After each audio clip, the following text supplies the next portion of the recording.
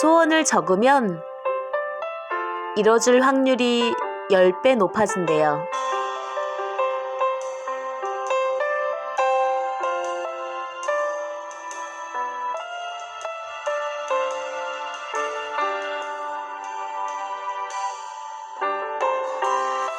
까치까치 설날 다들 잘 보내셨나요? 저는 제주도에 다녀왔어요. 좀 생각할 게 있기도 했고 명절을 피해서 다녀온 거죠.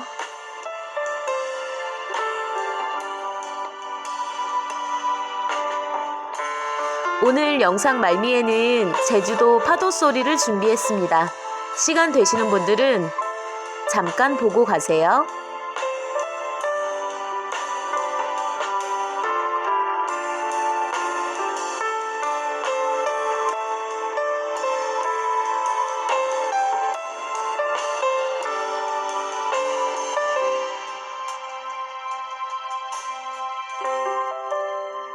Y뉴스 외전 책 읽어주는 여자 나디아입니다.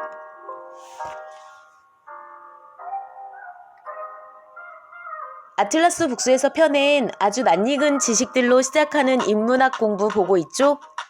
이 책은 신동기 박사님 지음이에요.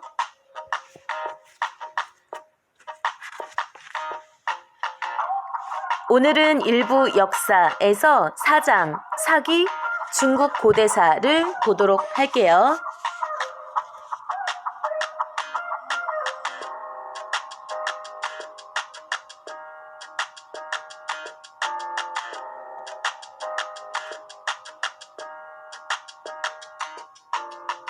사장, 사기, 중국 고대사. 모든 게임은 전쟁의 역사에서 시작되었다.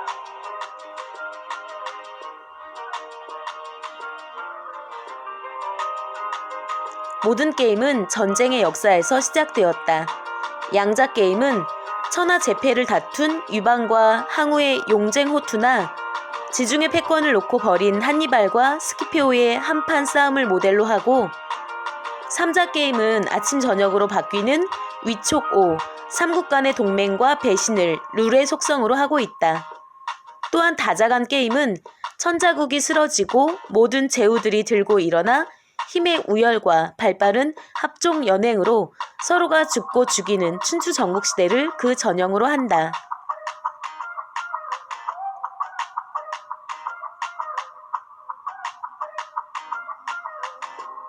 스포츠든 도박이든 온라인 게임이든 그 기본 속성은 바로 전쟁이다. 야구장의 더그아웃은 작전을 짜고 지휘를 하는 전쟁터의 맙사고, 선수들은 장군과 참모들의 지시를 받아 공격과 수비를 번갈아 하면서 적의 수급 대신 전광판의 점수를 올리기 위해 적의 빈틈을 노리며 온몸을 던진다. 축구 역시 공성 무기로 성벽을 뚫듯이 골키퍼의 철벽 방어를 뚫어야 한다. 성벽을 뚫지 못하면 소모전만 지속될 뿐 승부를 가를 수 없다. 전쟁에서 이렇게 교착 상태가 계속되면 다음을 기약하고 양쪽 모두 철수하거나 양쪽의 장수 몇 명이 전군이 지켜보는 가운데 창이나 칼로 1대1 승부를 겨루어야 한다. 축구에서도 마찬가지다. 다만 무승부로 할 것인지 승부차기로 할 것인지는 룰에 따라 달라진다. 온라인 게임은 사이버 공간에서 역사 속 전쟁이나 전설을 모티브로 삼아 훨씬 더 다양한 전략을 동원하고 속도감을 느끼게 하며 신비감과 환상을 가미한다.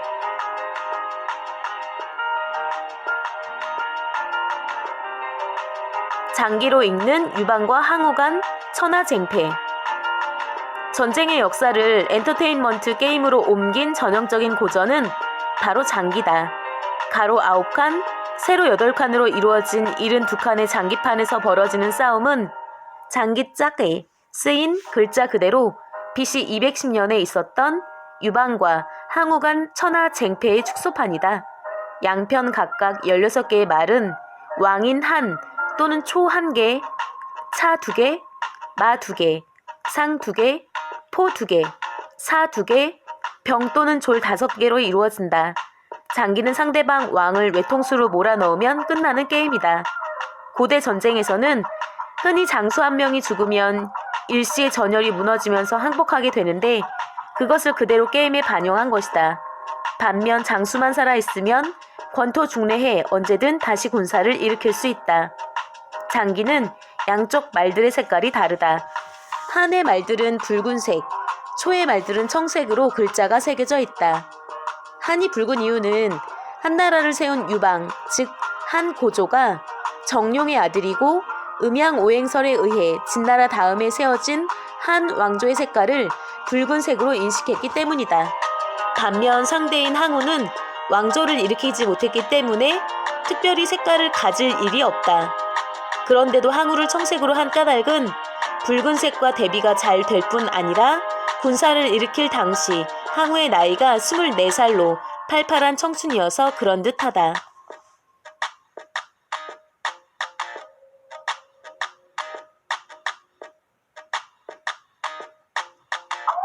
전력의 핵심, 차와 마. 장기에서 가장 강한 전력으로 쓰이는 말은 전차인 차다. 차는 장에 물만 없다면 종횡무진으로 달리면서 앞뒤 좌우에 있는 어떤 말이든 죽일 수 있다. 고대 전쟁에서 쓰인 전차는 현대전에서의 탱크와 같은 존재다. 전차 한 대당 100명의 병사가 함께 움직였다.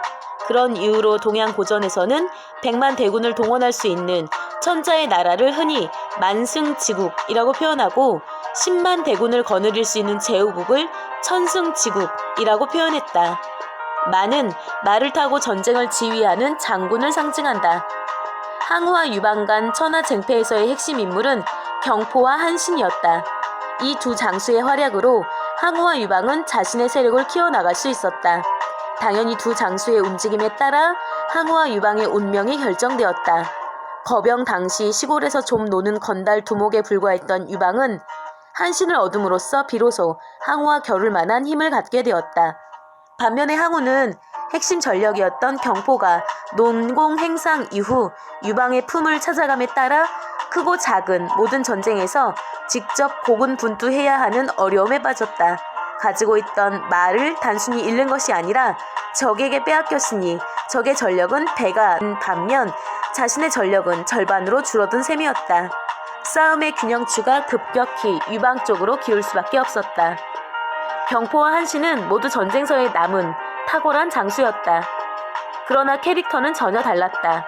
경포가 호랑이의 용맹을 연상시키는 용장이었다면 한신은 가히 전쟁의 신이라 불릴 정도로 예술적이고 창의적인 전쟁을 한 지장의 전형이었다.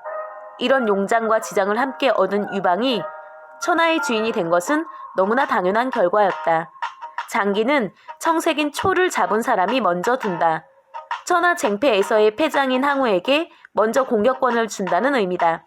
나이 차이가 좀 있을 때는 노홍소청으로 연장자가 붉은색의 한을 잡는다. 여기에는 연장자를 존중하는 의미도 있겠지만 거병 당시 항우가 24살이었던 데 반해 유방은 거의 아버지뻘인 40살로 실제로도 한의 유방이 한참 연장자였음을 의미하기도 한다. 전쟁터의 훈수꾼 책사. 항우와 유방 간 싸움에서 장군들 못지않게 중요한 역할을 한 인물들은 다름 아닌 전략을 맡은 책사들이다. 그런데 장기판에는 책사의 역할을 맡은 말이 없다. 무슨 이유일까?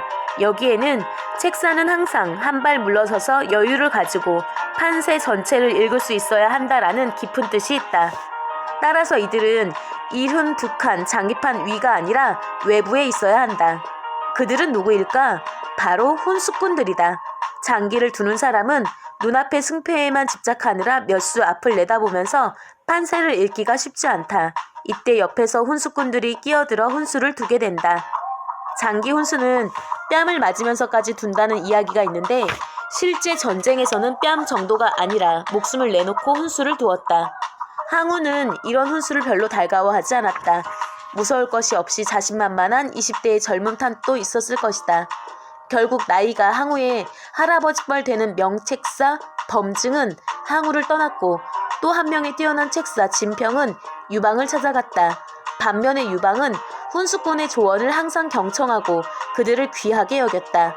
한나라 귀족 출신으로 잠깐 머물러 있을 요량이었던 장량을 자기 사람으로 만들었고 항우 진영에서 귀순해온 진평이 여러 사람에게서 뇌물을 받은 사실을 알고도 오히려 더 높은 직위를 주어 대우했으며 일개 문지기에 불과했던 여기기를 책사로서 우대했다. 뺨을 맞으면서까지 혼수를 둔다는 이야기처럼 여기기는 나중에 유방의 사신으로 제나라에 갔다가 우여곡절 끝에 소태 삼겨져 죽임을 당하면서도 그것을 기꺼이 책사의 운명으로 받아들였다. 변사가 결코 전사보다 안전할 수 없다는 사실을 보여주는 사례다.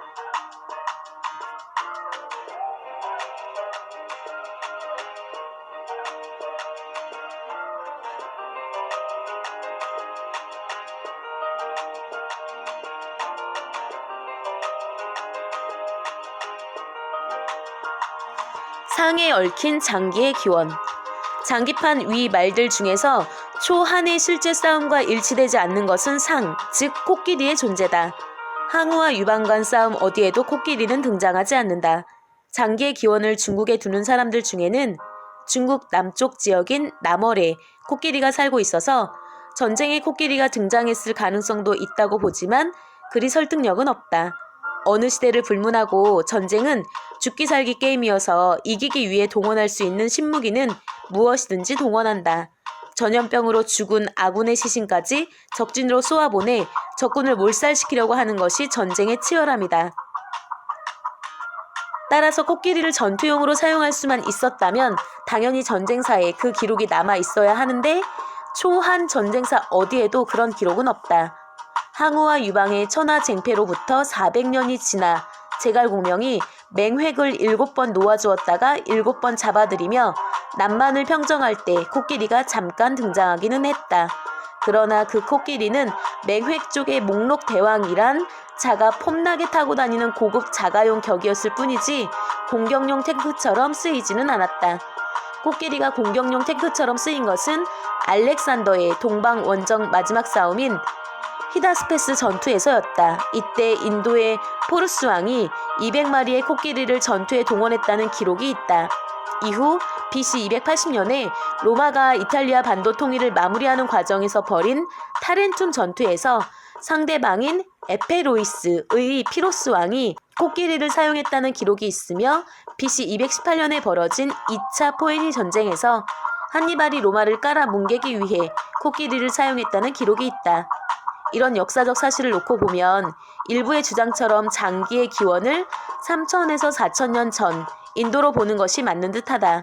그 후 고대 중국에서 장기의 규칙을 창조적으로 발전시켜 다시 만들었으나 인도의 흔적인 상이라는 말은 그대로 남겨둔 것이 아닌가 하는 추정을 해볼 수 있다.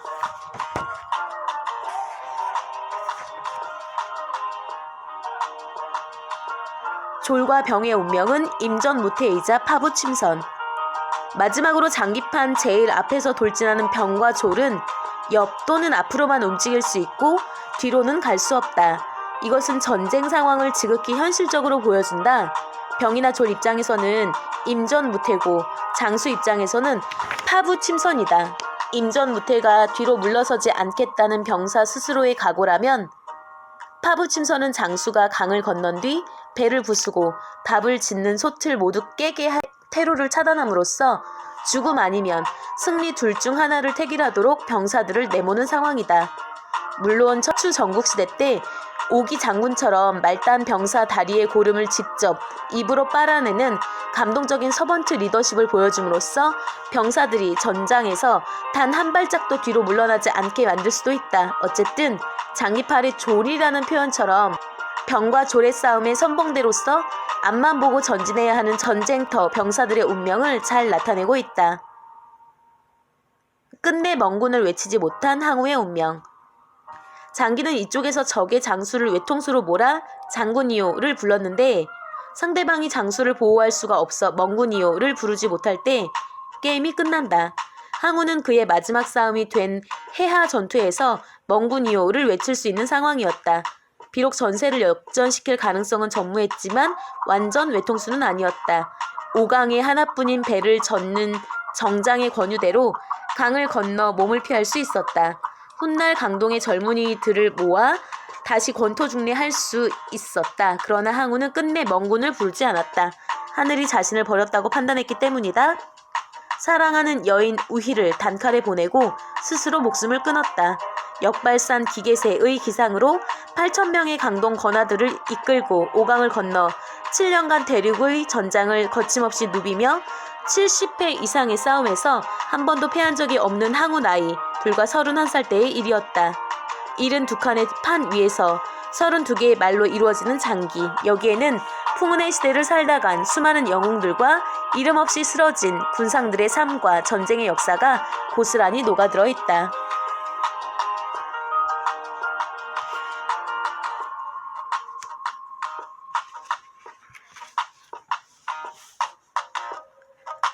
장기 훈수는 뺨 맞으면서도 둔다고 하는데 그런 말도 있잖아요. 도둑이 훈수 두다가 잡힌다고.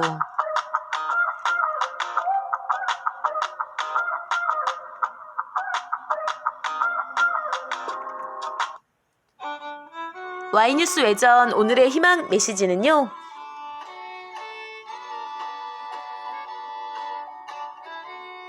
고인물은 반드시 썩는다입니다.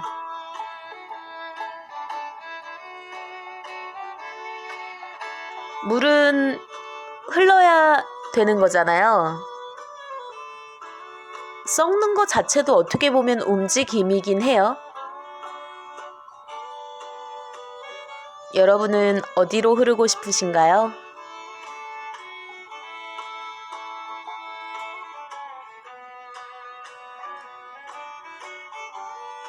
Y뉴스 외전 책 읽어주는 여자 117번째 시간은 여기까지예요. 118번째 시간에 가서 기다리고 있을게요. 기억하세요. 여러분은 아주 특별합니다.